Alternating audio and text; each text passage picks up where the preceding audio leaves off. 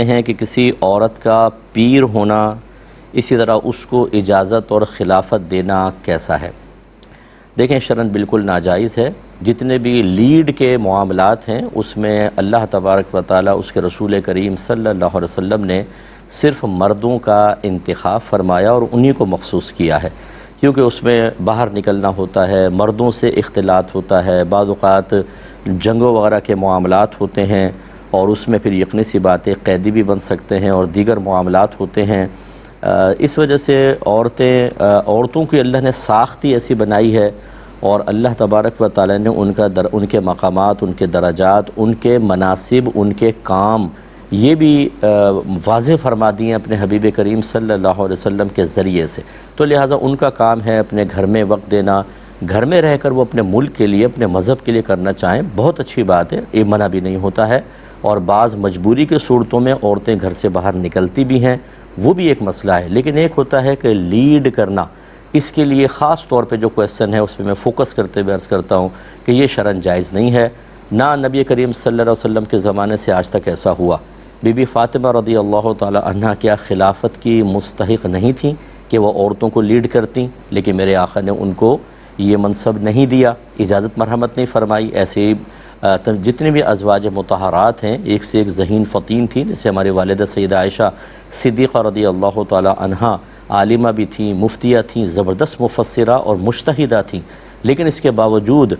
Leadership آپ کے پاس نہیں، لیڈرشپ ہمیشہ مردوں کے ہاتھ میں رہی۔ تو اسی طریقے سے طریقت کے مسائل میں بھی عورتوں کو بیعت کی اجازت نہیں ہے، اور کوئی معقول جو واقعی طریقت کو جاننے والے ہیں، کوئی پیر صاحب کسی بھی عورت کو اجازت و خلافت نہیں دے سکتے۔ یا تو وہ جھوٹ بول رہی ہوگی، یا کچھ شہرت کے بھوکے ہوتے ہیں کہ جو اپنے تمام اکابرین کے طریقوں سے ہٹ کر بس تاکہ ہمارے زیادہ سے زیادہ لوگ دوسروں کو مرید کریں اور ہمارا مجمع بڑھے، اس میں وہ طریقت کا خود خون اور بلکہ شریعت کا خون کرتے ہوئے نظر آتے ہیں۔ تو لہذا یہ بالکل جائز نہیں، نہ ایسی عورت کی بیعت کرنا جائز ہے۔ یہ ہماری خواتین بغیر سوچے سمجھے اس طرح عورتوں سے اپنے عقیدت کے تعلق قائم کر لیتی ہیں، جو پہلے سے ہی جن کی بنیادی خلاف شرع امور کے اوپر ہوتی ہے۔ اس سے کبھی ہدایت نہیں ملے گی، یہ لکھ لیں، ہماری گارنٹی ہے۔ کبھی بھی آپ نیک نہیں بن سکتی، نمازی نہیں بن سکتی، آپ کا ذہن پاکیزہ نہیں ہو سکتا۔ بس جھوٹی عقیدت دکھائے جاؤ، ان کی نگاہوں میں نمبر بنائے جاؤ، وہ تم سے فائدہ حاصل کریں، تم ان سے حظ نفس حاصل کرتے جاؤ، اسی میں پوری زندگی گزار کر میدان محشر میں اللہ کی بارگاہ میں رسوا و شرمندگی کی حالت میں پہنچ جاؤ، کیونکہ یہ گائیڈ کرنے کی صلاحیت تو رکھتی نہیں ہے۔ جعلی پیر نہیں رکھتے ہیں جو مرد ہیں، تو یہ خواتین تو خاص طور پر، اس لیے بالکل ہماری بہنوں کو دور رہنا چاہیے۔ ایک یہ کہتے ہیں کہ کنسٹرکشن کے کام کے لیے کسی شخص کو ٹھیکہ دیا کہ مسجد کے اوپر ایک منزل تعمیر کر دو،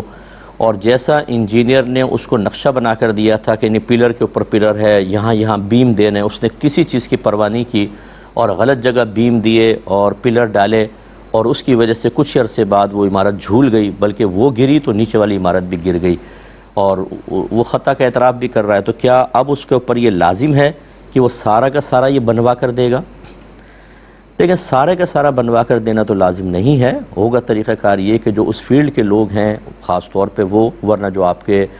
کورٹ کے اندر جو بھی کانسٹیٹیوشن کے اعتبار سے اس کے لیے مالی جرمانہ لازم ہوتا ہے، تاوان لازم ہوتا ہے، وہ مخصوص کیا جائے گا کہ اس نے کوتاہی کی تھی، اتنا اس کو کرنا ہوگا۔ چونکہ اس کی کوتاہی سے، اس کی غلطی سے ایسا ہوا ہے، تو لہٰذا بالکل یہ قصوروار ہے، اور پوری تو نہیں لیکن جتنا اس پہ اوپر مالی جرمانہ مقرر کیا جائے گا وہ ادا کرے گا، اور اس کو دوبارہ موقع نہیں دیا جائے، پھر ڈنڈی مارے گا، پیسے اس سے نکلوائے جائیں اور پھر تعمیر کروائی جائے۔ لیکن نیچے کی جو منزل گری ہے خاص طور پر، اگرچہ اوپر یہ سبب تو بنا لیکن اس کا قصور اوپر والی منزل تک محدود ہے۔ لیکن بہرحال بات وہی ہے کہ اگر تعزیراً اس کے اوپر کوئی چیز لازم کی جائے تو بالکل اس کی گنجائش نکلتی ہے، تو وہ چاہے کورٹ کے ذریعے ہو، چاہے وہیں پر ماہر، اس فیلڈ کے ماہر لوگوں کو بٹھا کر جیسے ایک جرگہ ٹائپ یا آپس میں چلو بھئی ایک صلح کر لیتے ہیں کہ بھئی تم پر اتنا لازم آ رہا ہے، یہ سب کہہ رہے ہیں کہ اگر ہم جیسے ٹھیکیدار ہوتے ہیں، مزدور ہوتے ہیں کہ ہاں بھی جب ہم سے کوتاہی ہوتی ہے تو اتنا پے کرنا پڑتا ہے، اس عرف اور عادت کے مطابق اس پہ مالی جرمانہ لازم کر کے تاوان ضرور لیا جائے، اور آئندہ اس کو کام نہ دیا جائے، کیونکہ جو اس طرح لوگوں کی زندگیوں سے کھیلتے ہیں ان کو ہرگز اس طرح کی ذمہ داریاں نہیں دی جاتی۔ اچھا، پہلی بات تو یہ کہ اگر کوئی ایسا گدا ہے کہ جس میں اسپرنگ وغیرہ ہیں، اس پہ ناپاکی لگ جائے، تو یہ بنیادی اصول یاد رکھیں، یہ میں پہلے بھی عرض کر چکا ہوں بارہا، کہ شریعت ہر مقام پر گندگی کی پاکی کا حکم نہیں دیتی ہے۔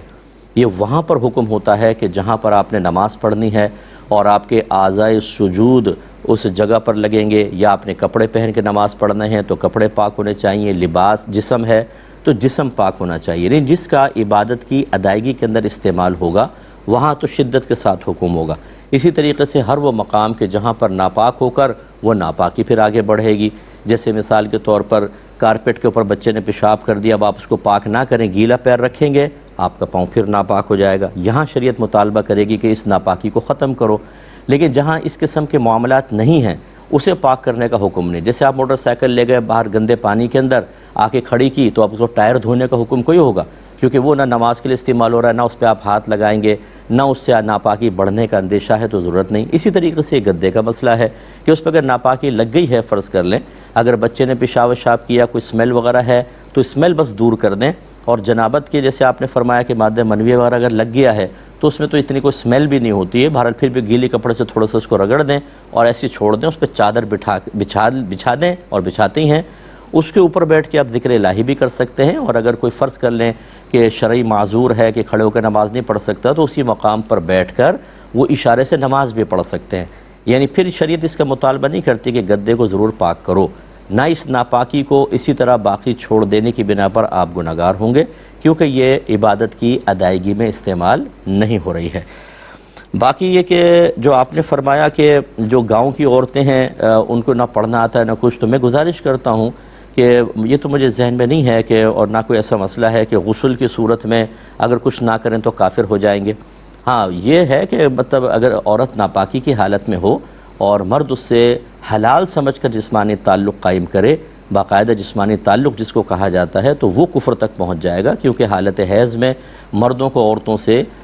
مطلب جسمانی تعلق قائم کرنا حرام نص قطعی سے ثابت ہے قرآن عظیم کی۔ اب کوئی حلال سمجھ کے کرے تو دائرہ اسلام سے خارج ہوگا، باقی غسل میں تو ایسا مسئلہ نہیں ہوتا۔ لیکن میں گزارش کرتا ہوں کہ ایسے وہ افراد جو مجھے سن رہے ہیں جن کے اطراف میں اس قسم کے لوگ ہیں جو شرعی مسائل بالکل نہیں جانتے، نہ پڑھ سکتے ہیں، خدا را آپ کتابیں لیں، آپ علماء کے بیانات سنیں اور آپ ان کو سمجھائیں، ان کو کتابیں پڑھ کر سنائیں۔ اب جیسے ہمارا پروگرام ہے، اگر کوئی اپنے گھر میں یہ اہتمام کر لے کہ ایک ٹی وی پر یہ پروگرام لگا دے، یوٹیوب وغیرہ پر کے ذریعے، اور عورتوں کو جمع کر کے وہ سنا دیں، یا کوئی مرد حضرات ہیں ان کو سنا دیں، تو بہت اچھی دین کی خدمت ہو سکتی ہے۔ تو اس لیے کوشش کیجئے کہ یہ صرف